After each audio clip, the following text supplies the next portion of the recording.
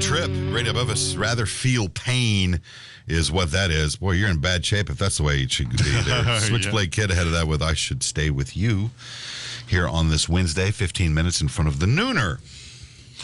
Oh. Yes, it is. Ex-Kremlin official wife and daughter found dead. Uh-oh.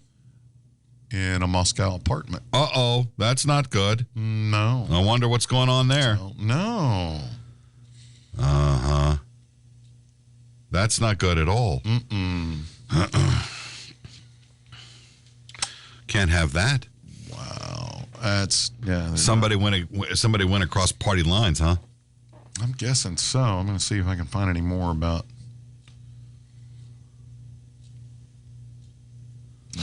former Oh, wow.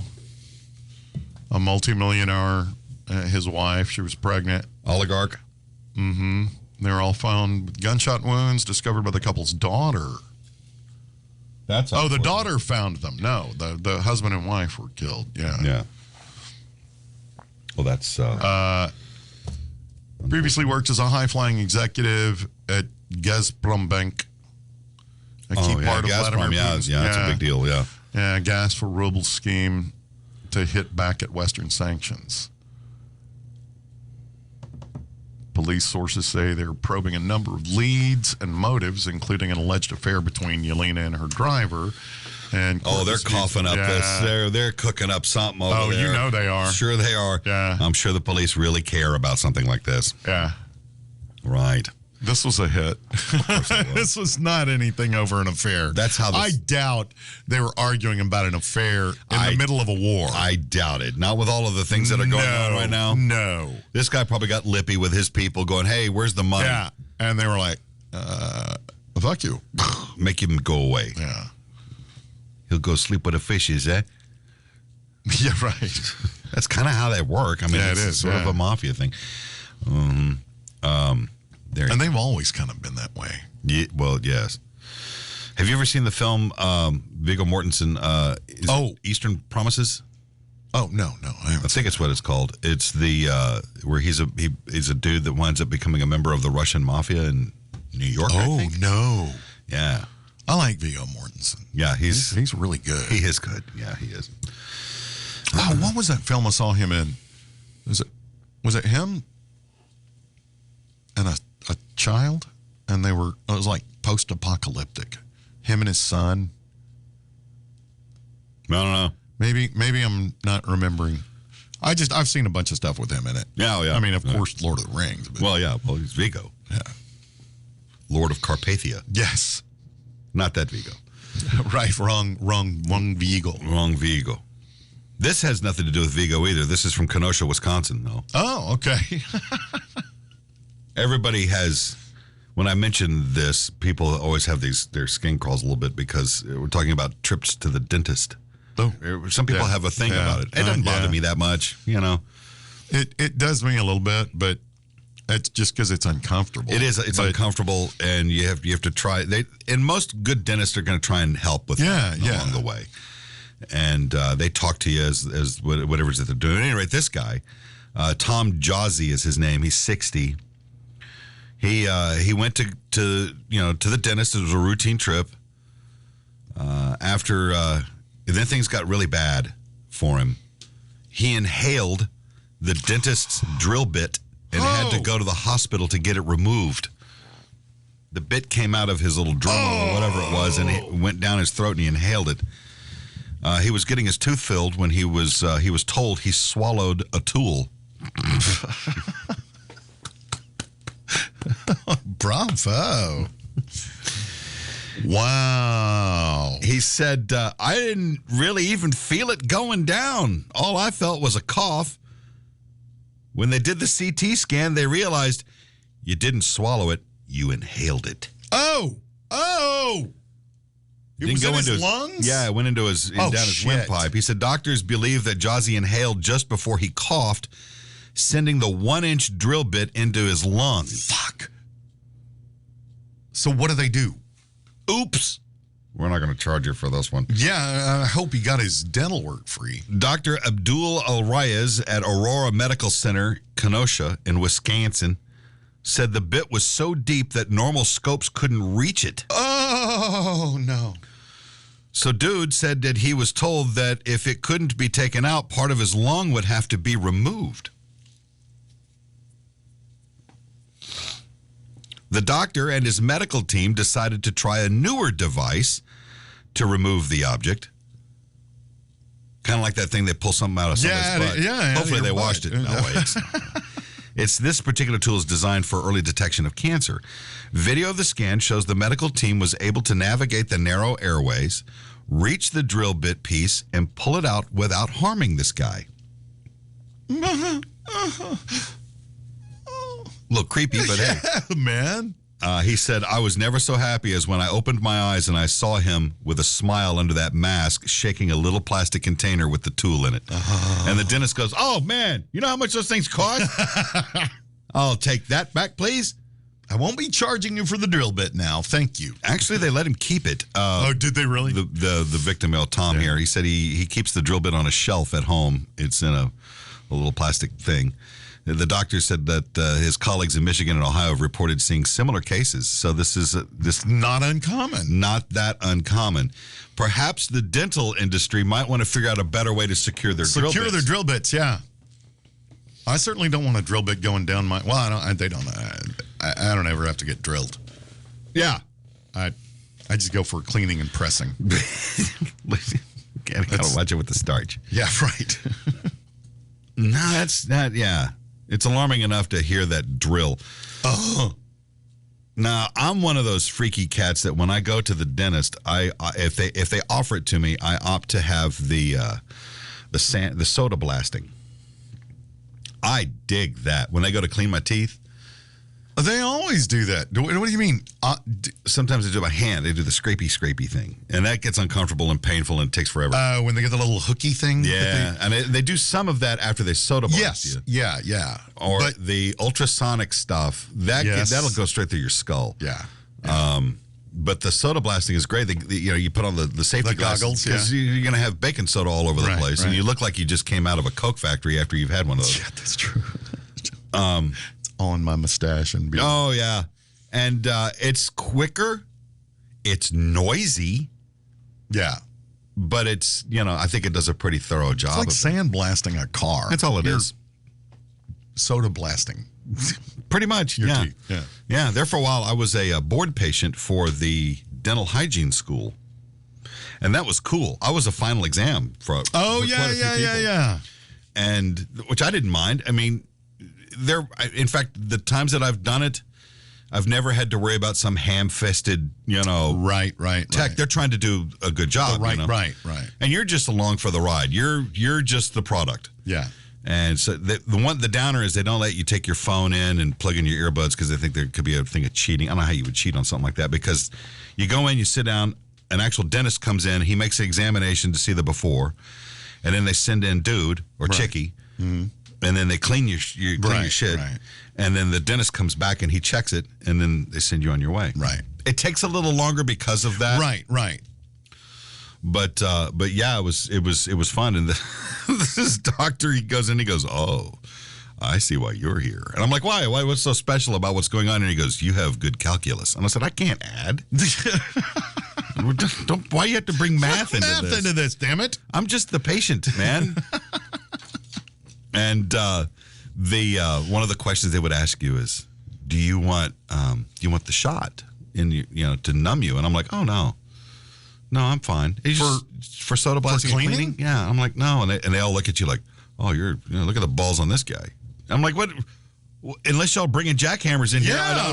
What's the deal? No. I've never had numbing for cleaning and pressing. And they'll tell you, okay, you as a patient, there's some you can't have your phone, and try not to fidget.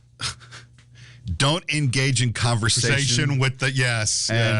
Aside from simple yes or no, or right. how's it going in there, doc?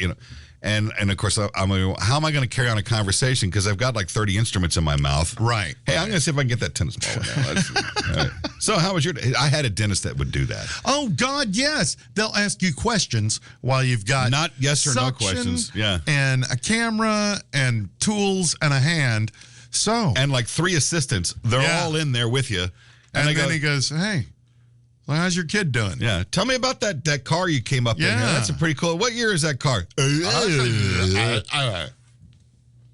I said, next time I come in here, I'm going to sit in that waiting room and I'm going to eat an entire bag of Oreo cookies. And Yes. Then you're going to give you something to do. Yeah.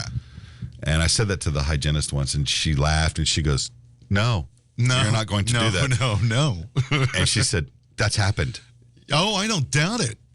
There'll be people sitting in the waiting room and they're eating. Right before they go in. Yeah, she said there'll be people like on their lunch break or something from their job, and they're taking the opportunity to grab a quick bite to eat before they have their teeth cleaned, and it's like, wow. I usually brush my teeth before I go to the dentist. Yeah, I want fresh breath. yes, they would appreciate that. Yeah. At least have a mint. Right. Yeah. Or chewing gum or something. When my mother got older, she and my father had a woman that would come to the house to help clean. Yeah. Sort of a housekeeper type thing, about once every couple of weeks. And my mother would clean the house before the maid got there. Yeah. She doesn't need to see how filthy we are. I know. What are you people talking that about? do that. They have a maid coming over and they're picking up, and I'm going, what are you doing? What are you Picking up before the maid gets here. Yeah. Oh, yeah. I don't want them to see this kind of mess. One of the other goofy, crazy, shitty things that my mother would do before the development of the mobile phone, we had, the landline. Right. Everybody had one when we were growing up. Oh, yeah. The long cable on it and everything. And it would be like near the kitchen, where they were. Right. And my mother would be seated at this counter next to the phone. Right. And she's, I don't know, having a cup of coffee and a butt and, maybe some whiskey or whatever. And the phone would ring, and she'd put her hand on top of that phone and make it ring twice before she'd answer it. And I'm like, why are you doing that? She goes, they don't need to think that I'm that. Available? Yeah. So I let it ring a second time. Yeah. What? It wasn't hello, it was hello. What? Well, you don't want to pick it up in first ring, middle of it. Hello? Yeah, I think it was, I'm too available. yeah, I'm too anxious to speak. Yeah, right. Or she'd sit there and go, God, who's calling now? Yeah, and then answer it cheery and happy. Yeah, exactly. And then be on the phone for an hour. Right, with, right. One of her friends, and then she get off the phone and go, God, that took forever. I'm like, why are you like that? Mm-hmm. And then when caller ID finally showed up, the little device, that the changed little box that you plugged in next to the phone. Yeah. And it didn't have any name. I just had the number. Phone number. And if you knew the number, you go, I don't want to talk to them. Right. That was the beginning of that. Or that was. Actually, in my home, it'd be like, it's Betty calling. I don't want to talk to her. Hello? Why did you answer? Yeah, we had those little boxes, the little caller ID box. And then you could shuttle through it to see all they called. Yeah. It held like 10 numbers or something like that. I forgot about those. Yeah. Why do they now- always got to call during dinner? What's going on? We always eat dinner at such and such time. Why do they got to call? It's because they know you're sitting there. That's right. They know you're home having dinner. That's right. And you know what drove some of my friends crazy? When I had a landline and the phone would ring, and I wouldn't get up to answer it. And they're going, aren't you going to answer that? I said, no. I'm busy. Well, you're just going to let it ring? I've got a machine. It'll pick it up. Yeah. You don't want to know who that is? No. I've got a machine. I got a machine. I'll call back if it's important. Let's keep playing this game or doing whatever we're doing. No. Yeah. How can you do that? How can you just let it ring? Like this. Ring, ring. See? In the days before we knew who was calling,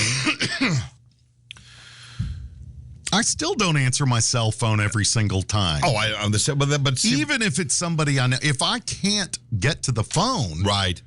Well, now I can't get to the phone. Our telephone habits have changed dramatically. They since have. the 70s They and 80s. have. Yeah.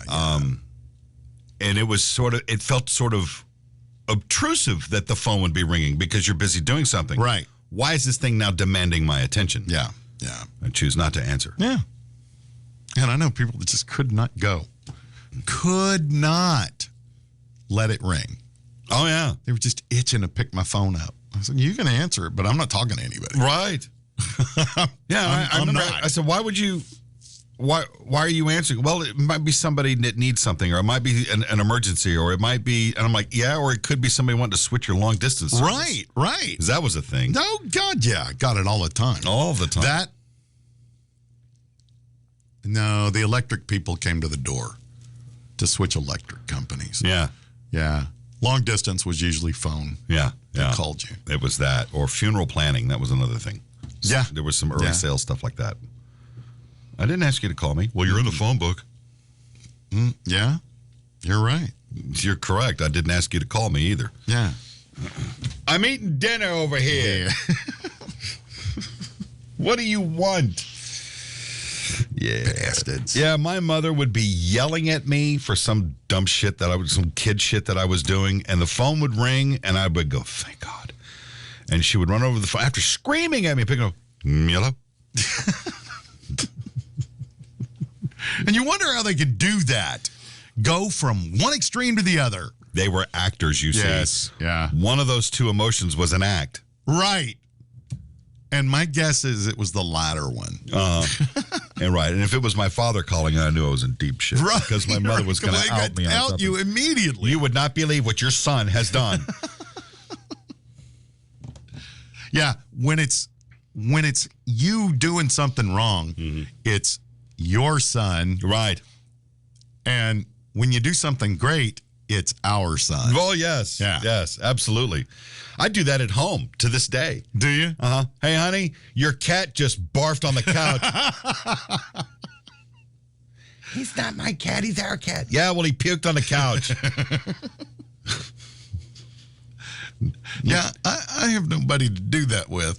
I can talk to the cats, and they just... Nothing gets me out of bed faster than a cat working one up. That works better than an alarm clock. Oh. The wife will be dead asleep, and she'll go, oh, your cat's about to puke. It's not my cat. no, my cat. Who let that thing in here? Who's this? Yeah. I woke up to Winter doing that a few weeks ago. And I was going, oh, God. Oh, where? And she didn't throw up. She was just gagging. Well, Nothing came up, thank God. but it's funny when cats do this because they'll be laying there comfortable, snoozing away, and they get to horking something up. And they don't go anywhere. They just do it right there. And then they leave. Yeah. They go somewhere else. Well, make your deposit and leave. Or as the wife, she tried to slide a piece of newspaper up underneath one of the cats, and the cat moved out of the way. Yes. I don't want to puke on that. I want to puke over here. On a rug, right. I'm not an equal opportunity puker. Yeah, I've done that. I think I did that once when one of my cats was, I think I tried to put something underneath her. And she turned and barfed right next to it. Of course, because, that's great. I am not making this process easy for anybody. Yeah, this is uncomfortable for me. It's going to be uncomfortable for everyone. Right. It's the same thing when Lucky walks into the kitchen, right into the middle of the kitchen floor, sits down and proceeds to lick his butthole. The leg goes up, the head goes down. Like, really? You got to do that in here? Why didn't you do that over by the front door? Can you go to the bathroom to do that? Why do you got to do this? Why do you have to be, hey, look, I'm about to consume my own butthole. Here you go. And if you hang around for about a minute, I'll hork it back up. Oh, no. Just kidding. That's why cats get to keep anything they touch. That's true. They put their foot on it. Dig. Yeah. Oh, man. I think that was that a Garfield thing?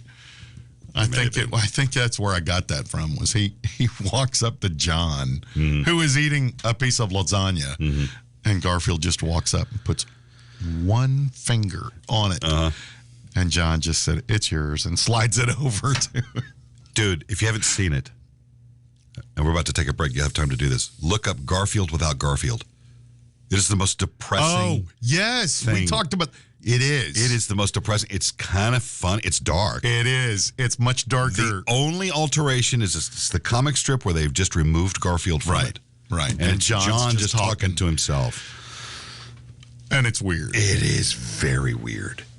It's creepy. It is. It's fun. It is fun. I'm surprised Jim Davis hasn't just allowed it. I know, because He hadn't it's sued funny. anybody over it. No, He's all hasn't. about it, yeah.